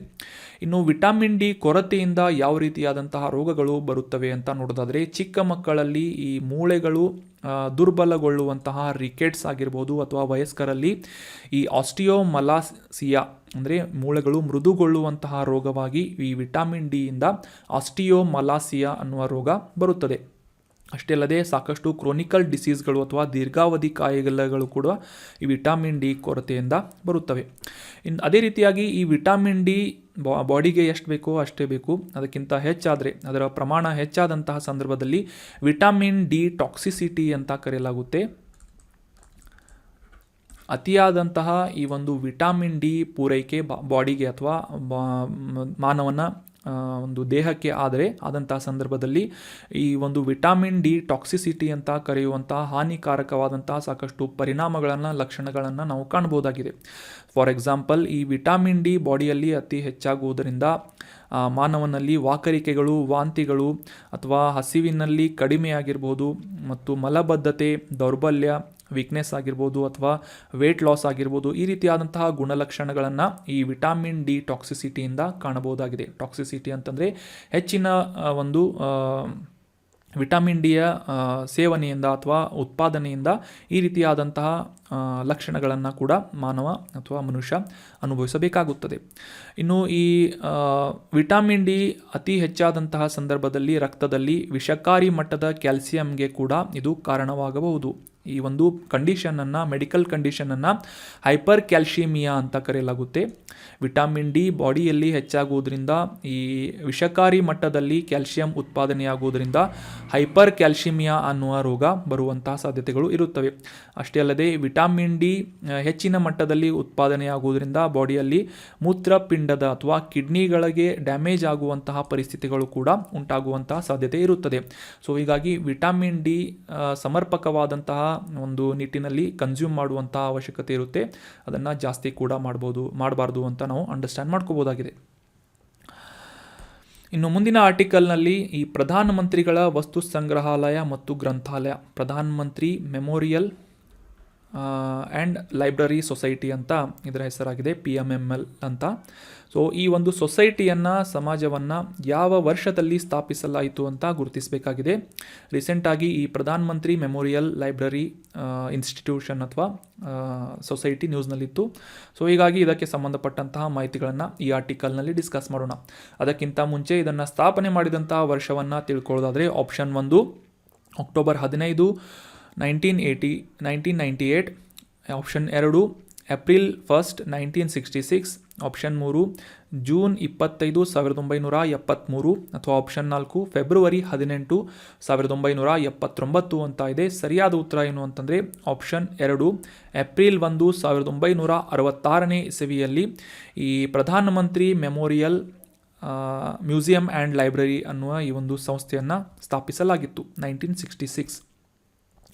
ರೀಸೆಂಟಾಗಿ ಈ ನೆಹರು ಸ್ಮಾರಕ ವಸ್ತು ಸಂಗ್ರಹಾಲಯ ಮತ್ತು ಗ್ರಂಥಾಲಯ ಸೊಸೈಟಿ ಅಂತ ಹೆಸರಿದ್ದಂತಹ ಈ ಒಂದು ಸೊಸೈಟಿಗೆ ಹೆಸರನ್ನು ಬದಲಾಯಿಸಿ ಅಧಿಕೃತವಾಗಿ ಪ್ರಧಾನಮಂತ್ರಿಗಳ ಮ್ಯೂಸಿಯಂ ಮತ್ತು ಲೈಬ್ರರಿ ಸೊಸೈಟಿ ಅಂತ ಮರುನಾಮಕರಣ ಮಾಡಲಾಗಿದೆ ಅಂತ ನ್ಯೂಸ್ನಲ್ಲಿ ಪಬ್ಲಿಷ್ ಆಗಿತ್ತು. ಸೊ ಹೀಗಾಗಿ ದೆಹಲಿಯಲ್ಲಿರುವಂತಹ ಈ ಒಂದು NMML ಇದನ್ನು PMML ಅಂತ ಹೆಸರನ್ನು ಬದಲಾಯಿಸಲಾಗಿದೆ. ಸೊ ಇದರ ಬಗ್ಗೆ ಕೆಲವೊಂದಿಷ್ಟು ಪ್ರಮುಖ ಮಾಹಿತಿಗಳನ್ನು ಡಿಸ್ಕಸ್ ಮಾಡೋಣ. ಆಗಲೇ ತಿಳಿಸಿದ ಹಾಗೆ ಈ ನವದೆಹಲಿಯಲ್ಲಿ ರಾಷ್ಟ್ರಪತಿ ಭವನದ ದಕ್ಷಿಣಕ್ಕೆ ಐತಿಹಾಸಿಕ ತೀನ್ ಮೂರ್ತಿ ಕ್ಯಾಂಪಸ್ನಲ್ಲಿ ಈ ಒಂದು ಪ್ರಧಾನಮಂತ್ರಿ ವಸ್ತು ಸಂಗ್ರಹಾಲಯ ಮತ್ತು ಗ್ರಂಥಾಲಯ ಸೊಸೈಟಿಯನ್ನು ಲೊಕೇಟ್ ಮಾಡಬಹುದಾಗಿದೆ. ನಾವು ಭಾರತದ ಕೇಂದ್ರ ಸರ್ಕಾರದ ಸಂಸ್ಕೃತಿ ಸಚಿವಾಲಯದ ಅಡಿಯಲ್ಲಿ ಸ್ವಾಯತ್ತವಾದಂತಹ ಸಂಸ್ಥೆಯಾಗಿ ಈ ಒಂದು ಮೆಮೋರಿಯಲ್ ಸೊಸೈಟಿ ಕೆಲಸವನ್ನು ಮಾಡ್ತಾ ಇದೆ. ಆಧುನಿಕ ಮತ್ತು ಸಮಕಾಲೀನ ಭಾರತದ ಬಗ್ಗೆ ಸುಧಾರಿತವಾದಂತಹ ಇಂಪ್ರೂವ್ಡ್ ಇನ್ವೆಸ್ಟಿಗೇಷನ್ ಅಥವಾ ಸಂಶೋಧನೆಗಳನ್ನು ನಡೆಸುವಂತಹ ನಿಟ್ಟಿನಲ್ಲಿ, ಸಂಶೋಧನೆಯನ್ನು ಪ್ರೋತ್ಸಾಹಿಸುವಂತಹ ನಿಟ್ಟಿನಲ್ಲಿ ಈ ಪ್ರಧಾನಮಂತ್ರಿ ಮೆಮೋರಿಯಲ್ ಮ್ಯೂಸಿಯಂ ಆ್ಯಂಡ್ ಲೈಬ್ರರಿ ಅನ್ನುವ ಈ ಒಂದು ಸೊಸೈಟಿಯನ್ನು ಸಮರ್ಪಿಸಲಾಗಿದೆ. ಇದರ ಹೆಸರನ್ನು ಬದಲಾಯಿಸಲಾಗಿದೆ. ಮೊದಲು ನೆಹರು ಮೆಮೋರಿಯಲ್ ಅಂತ ಇದನ್ನು ಕರೆಯಲಾಗ್ತಾ ಇತ್ತು. ಇದರ ಒಂದು ಇತಿಹಾಸವನ್ನು ನೋಡೋದಾದರೆ 1948 ಆಗಸ್ಟ್ನಲ್ಲಿ ಕೊನೆಯ ಬ್ರಿಟಿಷ್ ಕಮಾಂಡರ್ ಇನ್ ಚೀಫ್ ನಿರ್ಗಮನದೊಂದಿಗೆ, ಸ್ವತಂತ್ರ ನಂತರ ಈ ಬ್ರಿಟಿಷ್ ಕಮಾಂಡರ್ ಇನ್ ಚೀಫ್ ನಿರ್ಗಮನದೊಂದಿಗೆ ಈ ತೀನ್ ಮೂರ್ತಿ ಹೌಸ್ ನಲ್ಲಿ ಸ್ವತಂತ್ರ ಭಾರತದ ಮೊದಲ ಪ್ರಧಾನಮಂತ್ರಿ ಆದಂತಹ ಜವಾಹರ್ಲಾಲ್ ನೆಹರು ಅವರು ತಮ್ಮ ಒಂದು ಮರಣದ ಸಂದರ್ಭದವರೆಗೂ ಕೂಡ ಮೇ 27, 1964 ಕೂಡ ವಾಸವಾಗಿದ್ದರು. ಸೊ ನಂತರ ಅಂದರೆ ನವೆಂಬರ್ 14, 1964 ಅವರ ಜನ್ಮ ವಾರ್ಷಿಕೋತ್ಸವದಂದು, 75ನೇ ಜನ್ಮ ವಾರ್ಷಿಕೋತ್ಸವದಂದು ಈ ಅಧ್ಯಕ್ಷರಾದಂಥ ಆಗಿನ ರಾಷ್ಟ್ರಪತಿಗಳಾದಂತಹ ಡಾಕ್ಟರ್ ಸರ್ವಪಲ್ಲಿ ರಾಧಾಕೃಷ್ಣನ್ ಅವರು ಈ ತೀನ್ ಮೂರ್ತಿ ಸದನವನ್ನು ಔಪಚಾರಿಕವಾಗಿ ನೆಹರು ಸ್ಮಾರಕ ವಸ್ತು ಸಂಗ್ರಹಾಲಯ ಅಂತ ಉದ್ಘಾಟನೆ ಮಾಡಿದರು. ನಂತರ 1966 ಸರ್ಕಾರದ ಸಂಸ್ಥೆಯಾಗಿ ಈ ಒಂದು ಪ್ರಧಾನಮಂತ್ರಿಗಳ ವಸ್ತು ಸಂಗ್ರಹಾಲಯ ಮತ್ತು ಗ್ರಂಥಾಲಯ ಅಂತ ಈ ಒಂದು ಸಮಾಜವನ್ನು ಕೂಡ, ಸೊಸೈಟಿಯನ್ನು ಸ್ಥಾಪನೆ ಮಾಡಲಾಗಿತ್ತು. ಸೊ ಅದಾದ ನಂತರ ಈಗ ಸದ್ಯಕ್ಕೆ ಈ ಒಂದು PMML ಸೊಸೈಟಿಯಲ್ಲಿ 4 ಪ್ರಮುಖ ಘಟಕಗಳನ್ನು ವಿಭಾಗಿಸಲಾಗಿದ್ದು, ಸ್ಮಾರಕ ವಸ್ತು ಸಂಗ್ರಹಾಲಯ ಅಥವಾ ಮೆಮೋರಿಯಲ್ ಮ್ಯೂಸಿಯಂ, ಆಧುನಿಕ ಭಾರತದ ಗ್ರಂಥಾಲಯ, ಸಮಕಾಲೀನ ಕಾಂಟೆಂಪರರಿ ಸ್ಟಡಿ ಸೆಂಟರ್, ಅದೇ ರೀತಿಯಾಗಿ ನೆಹರು ಪ್ಲಾನಿಟೋರಿಯಂ ಅಂತ ಈ 4 ವಿಭಾಗಗಳನ್ನು ಈ ಒಂದು ಸೊಸೈಟಿಯಲ್ಲಿ ಅಥವಾ ಕೇಂದ್ರದಲ್ಲಿ ಗುರುತಿಸಬಹುದಾಗಿದೆ. ಮತ್ತು ಈ ಒಂದು ಸೊಸೈಟಿಯನ್ನು ಆಡಳಿತದ ಬಗ್ಗೆ ನೋಡೋದಾದರೆ ಕೇಂದ್ರ ಸರ್ಕಾರದಿಂದ ನಾಮನಿರ್ದೇಶನಗೊಂಡಂತಹ ಜನರಲ್ ಕೌನ್ಸಿಲ್ ಮತ್ತು ಈ PMML ಸೊಸೈಟಿಯ ಅಧ್ಯಕ್ಷರನ್ನು ಮತ್ತು ಉಪಾಧ್ಯಕ್ಷರನ್ನು ಆಯ್ಕೆ ಮಾಡುವುದರ ಮೂಲಕ ಇದರ ಒಂದು ಆಡಳಿತವನ್ನು ನಿರ್ವಹಿಸಲಾಗುತ್ತದೆ. ಸೊ ನೆನ್ಪಿಟ್ಕೊಳ್ಳಿ, ಈ PMML ಸೊಸೈಟಿಯನ್ನು Nehru memorial and museum society ಅಂತ ಇದ್ದಂತಹ ಹೆಸರನ್ನು ಬದಲಾಯಿಸಿ ಈಗ PMML ಅಂತಹ ಸೊಸೈಟಿಯನ್ನು ಹೆಸರನ್ನು ಬದಲಾಯಿಸಲಾಗಿದೆ. ಇನ್ನು ಮುಂದಿನ ಆರ್ಟಿಕಲ್ಗೆ ಸಂಬಂಧಪಟ್ಟಂತಹ ಪ್ರಶ್ನೆ ಏನು ಅಂತ ನೋಡೋದಾದರೆ, national company law tribunal NCLT ಇದನ್ನು ಯಾವ ಸಮಿತಿಯ ಶಿಫಾರಸಿನ ಆಧಾರದ ಮೇಲೆ ಸ್ಥಾಪಿಸಲಾಯಿತು ಅಂತ ಪ್ರಶ್ನೆ ಇದೆ.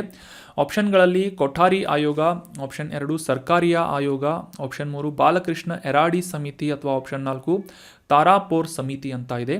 ಸರಿಯಾದ ಉತ್ತರ ಏನು ಅಂತಂದರೆ ಆಪ್ಷನ್ 3 ಬಾಲಕೃಷ್ಣ ಎರಾಡಿ ಸಮಿತಿಯ ಒಂದು ರೆಕಮೆಂಡೇಷನ್ಗಳ ಆಧಾರದ ಮೇಲೆ ನ್ಯಾಷನಲ್ ಕಂಪನಿ ಲಾ ಟ್ರಿಬ್ಯುನಲನ್ನು ಜಾರಿಗೊಳಿಸಲಾಗಿತ್ತು ಅಥವಾ ಸ್ಥಾಪನೆ ಮಾಡಲಾಗಿತ್ತು. Option 3 is right answer. ಮೊದಲಿಗೆ ಕಾಂಟೆಕ್ಸ್ಟನ್ನು ಅರ್ಥ ಮಾಡ್ಕೊಳ್ಳೋದಾದರೆ, ಈ ನ್ಯಾಷನಲ್ ಕಂಪನಿ ಲಾ ಟ್ರಿಬ್ಯುನಲ್ ಯಾಕೆ ನ್ಯೂಸ್ನಲ್ಲಿತ್ತು ಅಂತ ಅರ್ಥ ಮಾಡ್ಕೊಳ್ಳೋದಾದರೆ, ಈ ಮಿನಿಸ್ಟ್ರಿ ಆಫ್ ಕಾರ್ಪೊರೇಟ್ ಅಫೇರ್ಸ್ ಅಥವಾ ಈ ಕಾರ್ಪೊರೇಟ್ ವ್ಯವಹಾರಗಳ ಸಚಿವಾಲಯದಿಂದ ಈ ರಾಷ್ಟ್ರೀಯ ಕಂಪನಿ ಕಾನೂನು ನ್ಯಾಯಮಂಡಳಿ ಅಥವಾ ನ್ಯಾಷನಲ್ ಕಂಪನಿ ಲಾ ಟ್ರಿಬ್ಯುನಲ್ ಇದರಿಂದ ನೀಡಲಾಗುವಂತಹ ಜಜ್ಮೆಂಟ್ಸ್ಗಳು ವಿಳಂಬವಾಗುವುದನ್ನು ಕಡಿಮೆ ಮಾಡುವಂತಹ ನಿಟ್ಟಿನಲ್ಲಿ ಹೊಸ ಒಂದು ಗೈಡ್ಲೈನ್ಸ್ಗಳನ್ನು ಡ್ರಾಫ್ಟ್ ಮಾಡಲಾಗಿದೆ, ಕರಡು ಮಾರ್ಗಸೂಚಿಗಳನ್ನು ಅಂತಿಮಗೊಳಿಸಲಾಗುತ್ತಿದೆ ಅಂತ ನ್ಯೂಸ್ನಲ್ಲಿ ಪಬ್ಲಿಷ್ ಆಗಿತ್ತು. ಸೊ ಹೀಗಾಗಿ ಈ ನ್ಯಾಷನಲ್ ಕಂಪನಿ ಲಾ ಟ್ರಿಬ್ಯುನಲ್ ಕುರಿತಾದಂತಹ ಮಾಹಿತಿಗಳನ್ನು ಈ ಒಂದು ಆರ್ಟಿಕಲ್ನಲ್ಲಿ ಡಿಸ್ಕಸ್ ಮಾಡೋಣ. ಈ ಅಪಿಲೇಟ್ ಟ್ರಿಬ್ಯುನಲ್ ಬೇರೆ, ನ್ಯಾಷನಲ್ ಕಂಪನಿ ಲಾ ಟ್ರಿಬ್ಯುನಲ್ ಬೇರೆ. ಸೊ ಇದುವೇನು ಅಂತ ಕೂಡ ಡಿಸ್ಕಸ್ ಮಾಡೋಣ. ನ್ಯಾಷನಲ್ ಕಂಪನಿ ಲಾ ಟ್ರಿಬ್ಯುನಲ್ ಬಗ್ಗೆ ನಾವು ಈಗ ಡಿಸ್ಕಸ್ ಮಾಡ್ತಾ ಇದ್ದೇವೆ. ಇದು ಒಂದು ಕ್ವಾಸಿ ಜುಡಿಷರಿ ಆದಂತಹ ಸಂಸ್ಥೆಯಾಗಿದ್ದು, ಅರೆ ನ್ಯಾಯಾಂಗ ವ್ಯವಸ್ಥೆಯ ಸಂಸ್ಥೆಯಾಗಿದ್ದು, ನ್ಯಾಷನಲ್ ಕಂಪನಿ ಲಾ ಟ್ರಿಬ್ಯುನಲನ್ನು 2016 ಜೂನ್ನಲ್ಲಿ ಜಾರಿಗೊಳಿಸಲಾಗಿತ್ತು.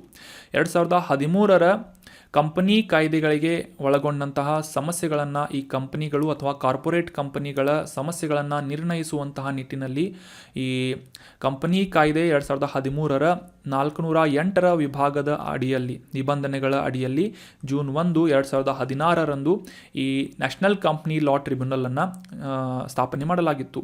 ಇದರ ಮುಖ್ಯ ಉದ್ದೇಶ ಏನು ಅಂತಂದರೆ, ದೇಶದಾದ್ಯಂತ ಇರುವಂತಹ ಕಂಪನಿಗಳಾಗಿರ್ಬೋದು, ಕಾರ್ಪೊರೇಟ್ ಫರ್ಮ್ಸ್ಗಳಾಗಿರ್ಬೋದು, ಅವುಗಳ ಒಂದು ಇನ್ಸಾಲ್ವೆನ್ಸಿ ಅಥವಾ ದಿವಾಳಿತನವನ್ನು ಕನ್ಫರ್ಮ್ ಮಾಡುವುದು ಅಷ್ಟೇ ಅಲ್ಲದೆ ಕಂಪನಿಗಳನ್ನು ಈಸಿಯಾಗಿ ಮುಚ್ಚುವಂತಹ ಕಾನೂನನ್ನು ಮತ್ತು ಅವುಗಳ ಒಂದು ಜಾರಿಗೊಳಿಸುವಂತಹ ನಿಟ್ಟಿನಲ್ಲಿ ಕಂಪನಿಗಳ ಸಮಸ್ಯೆಗಳನ್ನು ಬಗೆಹರಿಸುವಂತಹ ನಿಟ್ಟಿನಲ್ಲಿ ಈ ಬಾಲಕೃಷ್ಣ ಎರಾಡಿ ಸಮಿತಿಯಿಂದ ಒಂದು ಅಧ್ಯಯನವನ್ನು ನಡೆಸಲಾಗಿತ್ತು.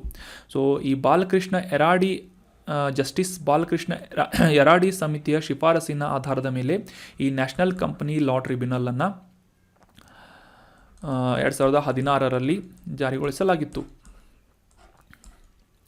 ಇದು ಕಂಪನಿಗಳ ದಿವಾಳಿತನ ಅದರ ನಿರ್ಣಯ ಪ್ರಕ್ರಿಯೆಯನ್ನು ಸುಲಭಗೊಳಿಸುವುದಷ್ಟೇ ಅಲ್ಲದೆ 2016 insolvency and bankruptcy code IBC ಅಂತ ಕೂಡ ಕರೀತಾರೆ ಇದನ್ನು. 2016 ಕಾಯ್ದೆ ಇದು. ಇನ್ಸಾಲ್ವೆನ್ಸಿ ಆ್ಯಂಡ್ ಬ್ಯಾಂಕ್ರಪ್ಸಿ ಕೋಡ್ ಅಂತಂದರೆ ಯಾವುದೇ ಒಂದು ದೇಶದಾದ್ಯಂತ ಇರುವಂತಹ ಯಾವುದೇ ಕಂಪನಿ ದಿವಾಳಿಯಾದಂಥ ಸಂದರ್ಭದಲ್ಲಿ ಅವುಗಳನ್ನು ಈಸಿಯಾಗಿ ಮುಚ್ಚುವಂತಹ ಕಾರ್ಯವನ್ನು ಒಂದು ಸಮಸ್ಯೆಗಳನ್ನು ಅವುಗಳಿಗೆ ಸಂಬಂಧಪಟ್ಟಂಥ ಸಮಸ್ಯೆಗಳನ್ನು ಪರಿಹರಿಸುವಂತಹ ನಿಟ್ಟಿನಲ್ಲಿ ಈ ನ್ಯಾಷನಲ್ ಕಂಪನಿ ಲಾ ಟ್ರಿಬ್ಯುನಲ್ ತೀರ್ಪುಗಳನ್ನು ನೀಡುವ ಮೂಲಕ ಆ ಸಮಸ್ಯೆಗಳನ್ನು ಪರಿಹಾರ ಮಾಡುತ್ತದೆ. ಅಷ್ಟೇ ಅಲ್ಲದೆ ಈ ಒಂದು ನ್ಯಾಷನಲ್ ಕಂಪನಿ ಲಾ ಟ್ರಿಬ್ಯುನಲ್ನಲ್ಲಿ ನೀಡಲಾದಂತಹ ನಿರ್ಣಯಗಳನ್ನು ಅಪೀಲ್ ಮಾಡುವುದನ್ನು ಕೂಡ ಮೇಲ್ಮನವಿ ಸಲ್ಲಿಸುವುದಕ್ಕಾಗಿ ನ್ಯಾಷನಲ್ ಕಂಪನಿ ಲಾ ಅಪಿಲೇಟ್ ಟ್ರಿಬ್ಯುನಲನ್ನು ಕೂಡ ಜಾರಿಗೊಳಿಸಲಾಗಿತ್ತು. ಸೊ ಇದರ ಬಗ್ಗೆ ಕೂಡ ಮಾಹಿತಿ ಬೇಕು ಅಂತಂದರೆ ಕಮೆಂಟ್ ಬಾಕ್ಸ್ನಲ್ಲಿ ಕಮೆಂಟ್ ಮಾಡಿ. ನೆಕ್ಸ್ಟ್ ಸೆಷನ್ನಲ್ಲಿ ಇದರ ಬಗ್ಗೆ ಕೂಡ ತಿಳಿದುಕೊಳ್ಳೋಣ. ಸೊ ಈ ನ್ಯಾಷನಲ್ ಕಂಪನಿ ಲಾ ಟ್ರಿಬ್ಯುನಲ್ ಇದು ಒಂದು ಕ್ವಾಸಿ ಜುಡಿಷಿಯಲ್ ಆದಂತಹ ಒಂದು ಸಂಸ್ಥೆಯಾಗಿದೆ, ಅರೆ ನ್ಯಾಯಾಂಗ ವ್ಯವಸ್ಥೆಯ ಸಂಸ್ಥೆಯಾಗಿದೆ ಅಂತ ನಾವು ಅಂಡರ್ಸ್ಟ್ಯಾಂಡ್ ಮಾಡ್ಕೊಂಡ್ವಿ. ಇನ್ನು ಮುಂದಿನ ಆರ್ಟಿಕಲ್ಗೆ ಸಂಬಂಧಪಟ್ಟಂತಹ ಪ್ರಶ್ನೆ ಏನು ಅಂತ ನೋಡೋದಾದರೆ, ಈ ಕೆಳಗಿನ ಯಾವ ದೇಶದಲ್ಲಿ ಮರ್ಮನ್ಸ್ಕ್ ಅನ್ನುವ ಬಂದರು ಮರ್ಮನ್ಸ್ಕ್ ಪೋರ್ಟ್ ಲೊಕೇಟ್ ಆಗಿದೆ ಅಂತ ಪ್ರಶ್ನೆ ಇದೆ. ಆಪ್ಷನ್ಗಳಲ್ಲಿ Australia, option 2 Russia, option 3 Ukraine ಅಥವಾ ಆಪ್ಷನ್ 4 USA ಅಂತ ಇದೆ. ಸರಿಯಾದ ಉತ್ತರ ಏನು ಅಂತ ನೋಡೋದಾದರೆ ರಷ್ಯಾದಲ್ಲಿ ಈ ಮರ್ಮನ್ಸ್ಕ್ ಅನ್ನುವ ಪೋರ್ಟ್ ಲೊಕೇಟ್ ಆಗಿದೆ. Option 2 Russia is right answer. ಕಾಂಟೆಕ್ಸ್ಟನ್ನು ಮೊದಲಿಗೆ ಅರ್ಥ ಮಾಡ್ಕೊಳ್ಳೋದಾದರೆ, ಈ ರಷ್ಯಾದ ಆರ್ಕ್ಟಿಕ್ ಪ್ರದೇಶದಲ್ಲಿ ಇರುವಂತಹ ಈ ಮರ್ಮನ್ಸ್ಕ್ ಅನ್ನುವ ಬಂದರಿನೊಂದಿಗೆ ಹೆಚ್ಚಿನ ಒಂದು ವಹಿವಾಟನ್ನು ಭಾರತದಿಂದ ನಡೆಸಲಾಗ್ತಾ ಇದೆ, ಹೆಚ್ಚಿನ ಒಂದು ಎಂಗೇಜ್ಮೆಂಟ್ಗಳನ್ನು ನಡೆಸಲಾಗ್ತಾ ಇದೆ ಅಂತ ಈ ಈ ವರ್ಷ ನಡೆಸಲಾದಂತಹ ವಹಿವಾಟಿನಲ್ಲಿ, ರಷ್ಯಾದೊಂದಿಗೆ ನಡೆಸಲಾದಂತಹ ವಹಿವಾಟಿನಲ್ಲಿ ಹೆಚ್ಚಿನ ಪ್ರಮಾಣದ ಶೇರನ್ನು ಈ ಮರ್ಮನ್ಸ್ಕ್ ಬಂದರಿನೊಂದಿಗೆ ಭಾರತ ವಹಿವಾಟನ್ನು ಅಥವಾ ಟ್ರಾನ್ಸಾಕ್ಷನ್ಗಳನ್ನು ನಡೆಸಿದೆ, ಸರಕುಗಳನ್ನು ಮೂವ್ಮೆಂಟ್ ಮಾಡಿದೆ ಅಂತ ನಾವು ಕಾಂಟೆಕ್ಸ್ಟನ್ನು ರೀಸೆಂಟಾಗಿ ನ್ಯೂಸ್ನಲ್ಲಿ ಓದಿದ್ವಿ. ಸೊ ಹೀಗಾಗಿ ಈ ಮರ್ಮನ್ಸ್ಕ್ ಅನ್ನುವ ಬಂದರು ನ್ಯೂಸ್ನಲ್ಲಿರುವುದರಿಂದ ಇದು ಎಲ್ಲಿದೆ ಮತ್ತು ಇದರ ಲೊಕೇಶನ್ ಏನು, ಮ್ಯಾಪ್ನಲ್ಲಿ ಇದರ ಒಂದು ಮಹತ್ವ examination point of view important ಆಗಿದೆ. ಸೊ ಹೀಗಾಗಿ ಅದರ ಲೊಕೇಶನನ್ನು ಡೀಟೇಲ್ ಆಗಿ ಅಂಡರ್ಸ್ಟ್ಯಾಂಡ್ ಮಾಡ್ಕೊಳ್ಳೋಣ.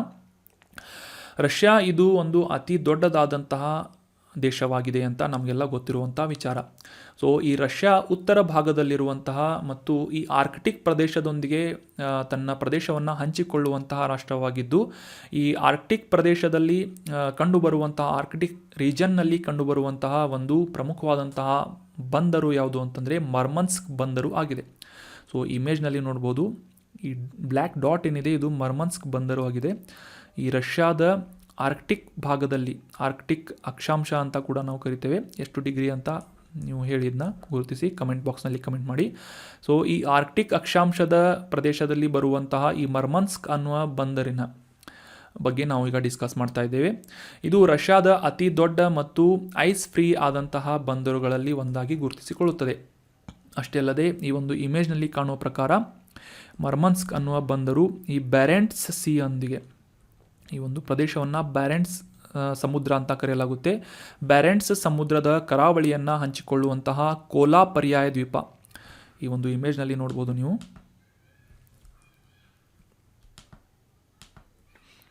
ಇದು ಕೋಲಾ ಪ್ರದೇಶವಾಗಿ ಗುರುತಿಸಿಕೊಳ್ಳುತ್ತೆ. ಸೊ ಇದು ಬ್ಯಾರೆಂಟ್ಸ್ ಸಿ, ಇದು ಕೋಲಾ ಪರ್ಯಾಯ ದ್ವೀಪ ಅಂತ ಕರೆಸಿಕೊಳ್ಳುತ್ತದೆ. ಕೋಲಾ ಪರ್ಯಾಯ ದ್ವೀಪದ ಒಂದು ಪ್ರದೇಶದಲ್ಲಿ ಕಂಡುಬರುವಂತಹ ಬಂದರು ಯಾವುದು ಅಂತಂದರೆ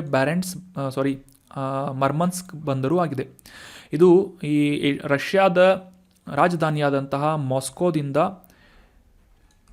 2000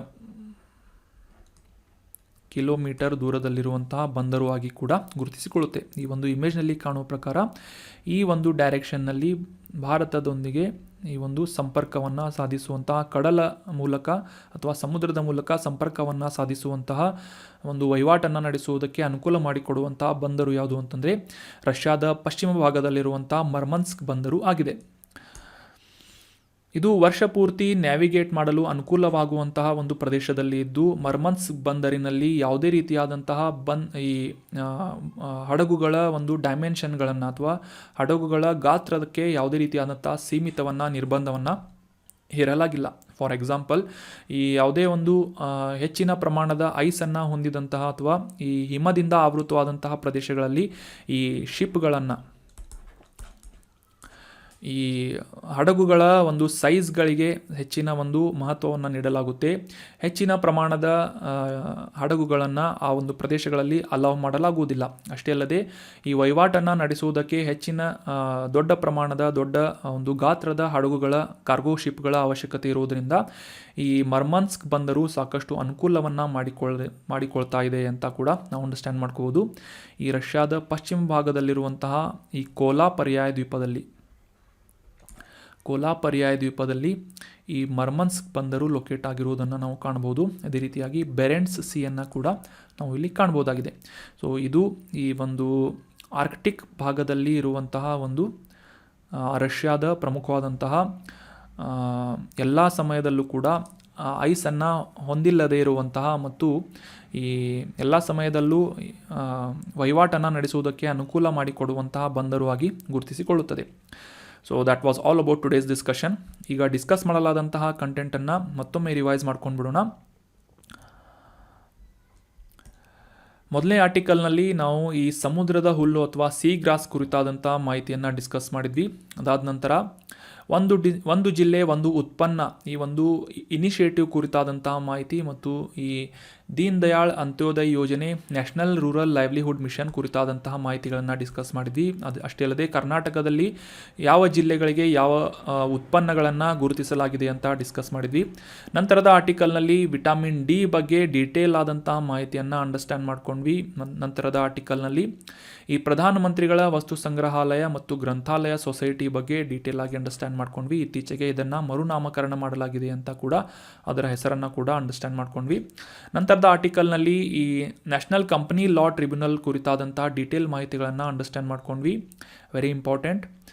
ನಂತರದ ಆರ್ಟಿಕಲ್ನಲ್ಲಿ ಇತ್ತೀಚೆಗೆ ನ್ಯೂಸ್ನಲ್ಲಿದ್ದಂತಹ ಈ ಮರ್ಮನ್ಸ್ಕ್ ಅನ್ನುವ ಹೆಸರಿನ ರಷ್ಯಾದ ಬಂದರಿನ ಬಗ್ಗೆ ಡೀಟೇಲ್ ಆಗಿ ಇದರ ಲೊಕೇಶನ್ನ ಕೂಡ ಅಂಡರ್ಸ್ಟ್ಯಾಂಡ್ ಮಾಡ್ಕೊಂಡ್ವಿ. So that was all about today's discussion. ಈ ಕಂಟೆಂಟನ್ನು ನಿಮ್ಮ ಎಲ್ಲ ಫ್ರೆಂಡ್ಸ್ಗಳ ಜೊತೆ ಶೇರ್ ಮಾಡಿ. Thank you so much for joining the discussion. Have an awesome day.